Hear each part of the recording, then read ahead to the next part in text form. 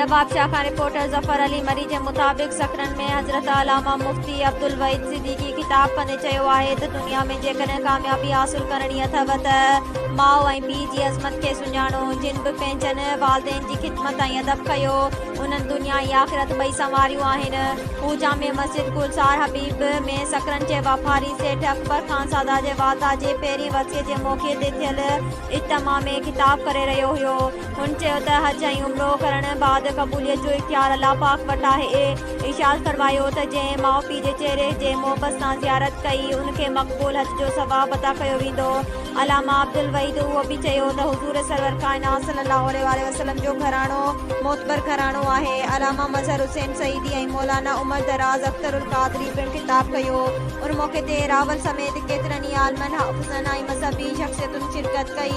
इज्तिमा में नात ख़्वानी पिणु पेश कई वई। उन खां अॻु प्रोग्राम जे मेज़बाननि अकरम खानज़ादा अख्तर खानज़ादा ऐं इमरान खानज़ादा इज्तिमा में आयल मज़हबी शख़्सियतुनि जो आदरभाव कयो।